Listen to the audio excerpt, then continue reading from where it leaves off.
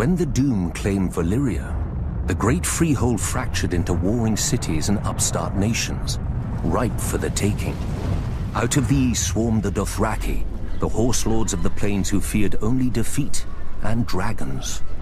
And now the dragons were all gone. Under the great Khal Temu, they sacked and burnt every town and city in their path. No army could stand against them, because the Dothraki do not stand. The horse lords do not draw up battle lines or hide behind shield walls or lair themselves in armor. The Dothraki charge. Their blades are more scythe than sword, the better to cull the infantry ranks without breaking stride. Even their archers fire from horseback so that advancing or retreating, the arrows never cease. To the Dothraki, a man who does not ride is no man at all, without honor or pride. When the city of Quohor realized Khal Temu was coming, they strengthened their walls, doubled their own guards, and hired 2 full companies of sellswords. The Dothraki were used to glorified farmers with spears.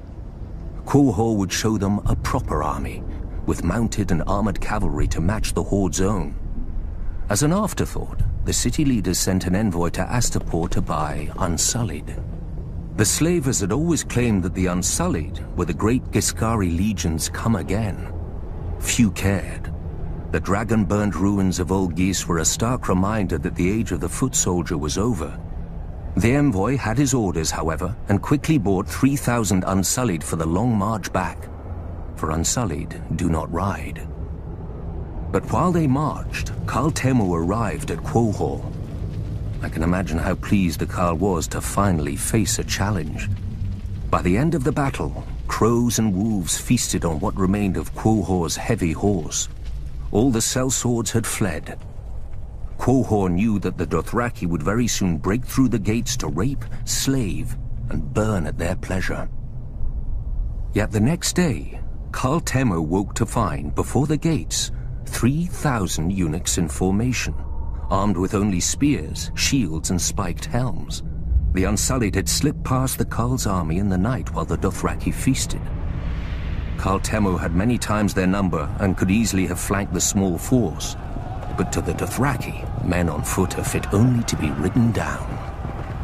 18 times the horse lords charged, and 18 times the Unsullied locked their shields, lowered their spears, and held the line against 20,000 Dothraki screamers.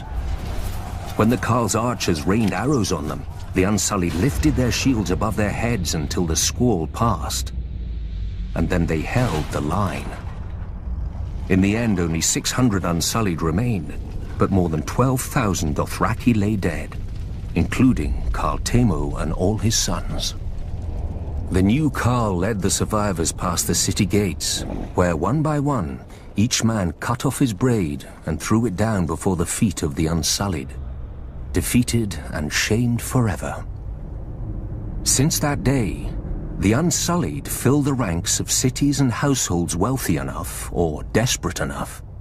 Sellswords fight for gold, knights for glory, and Dothraki for blood. To a man, the Unsullied fight only to obey.